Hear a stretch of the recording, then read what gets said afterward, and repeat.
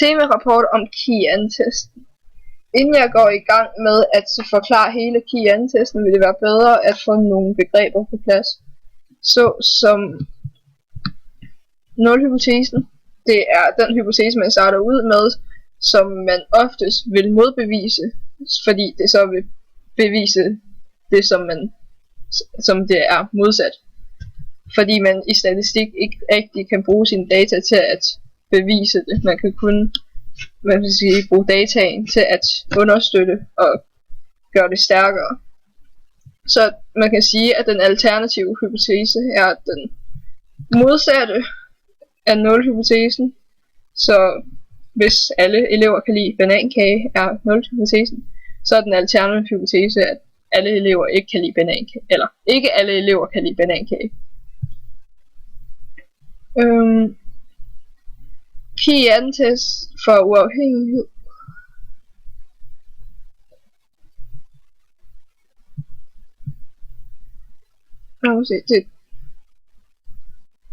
Okay, her.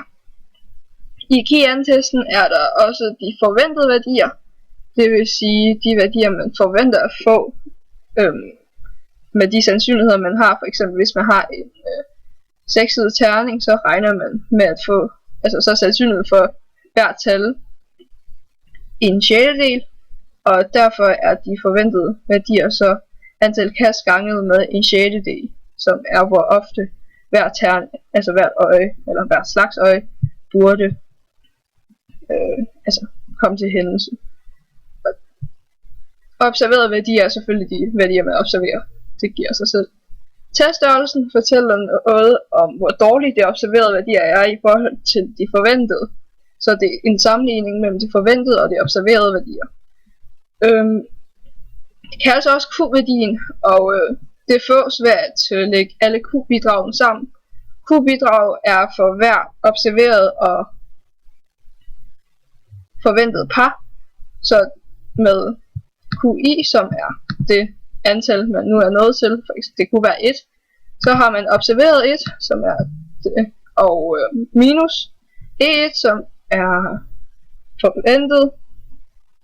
Det tal kan godt være negativt, og det vil man helst ikke have, så det hele sættes i anden. Det gør også, at hvis forskellen er større, så bliver Q-bidraget endnu større, fordi det sættes i anden. Det divideres så med EI igen, for at have en, ligesom ved fysik med procentvis afvigelse, så gør man også her med noget afvigelse. Og når man så lægger alle Q-bidragene sammen, fås Q-værdien.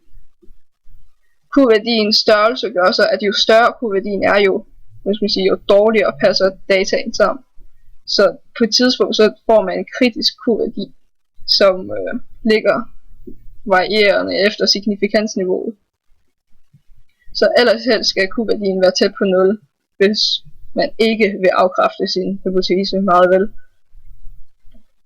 Signifikansniveauet og den kritiske værdi af Q-værdi ved signifikansniveauet gælder for eksempel, hvis man har et signifikansniveau på 5%, så er den Q-værdi, eller den kritiske Q-værdi, den Q-værdi, der er den sidste Q-værdi, som man tolererer, som ikke afkræfter sin nulhypotese.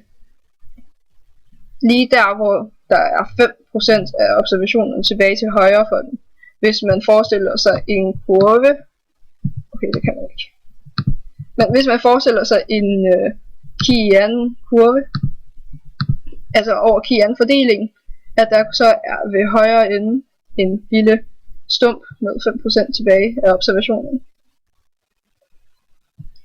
Frihedsgrader bruger man også i KIAN-test for blandt andet at udregne p-værdi.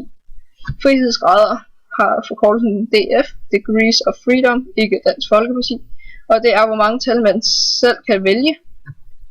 For eksempel hvis man har en sum af 60 observationer, og man har 6 forskellige slags udfald, så kan man kun vælge de første 5 observationer først selv.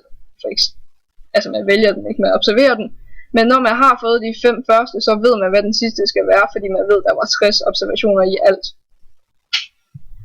Det kan så udregnes ved at sige R, altså antal slags hændelser, minus 1. Så her havde vi 6 slags hændelser. Minus 1 er det 5. Her er frihedsgraden så 5. Men hvis man har både rækker og søjler, så gælder det, at det er R minus 1 gange S minus 1, som, fordi det begrænses yderligere af, at man har 2 retninger at tage højde for. P-værdien er den værdi, der fortæller, hvad sandsynligheden er for, at man får et resultat, der afviger mere end Q-værdien. Altså hvor langt, altså hvad sandsynligheden er for, at noget ligger længere væk, eller er dårligere end den Q-værdi, man har. Og den kan man så bruge til at teste, om datasættet er til at kunne modbevise, altså afkræfte nulhypotesen.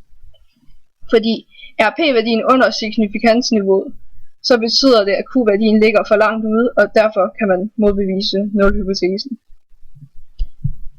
Signifikansniveauet, som jeg har omtalt mange gange nu, er det niveau, som man tolererer, ens observationer ligger indenfor, og den afgrænser så en midterdel af ens observationer, alt efter om signifikansniveauet afgrænser begge sider, eller om den kun er ensrettet for enten højre eller venstre side. Og observationer, der ligger så langt væk fra de forventede værdier, eller midterværdi, eller hvad signifikansniveauet nu er for,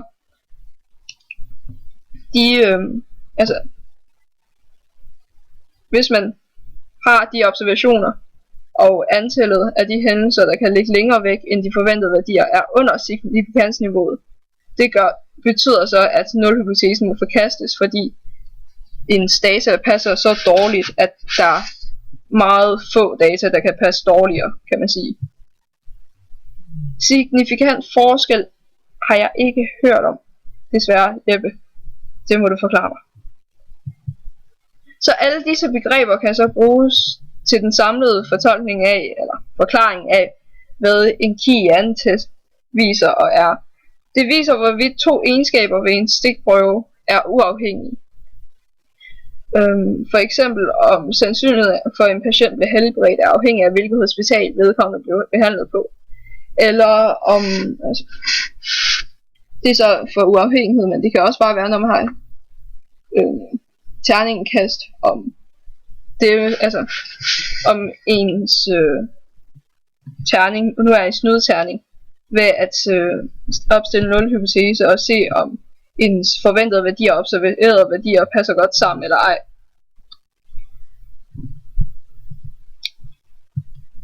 Og af en eller anden grund så fungerer det godt med en Kian-fordeling, som nogen har fundet ud af.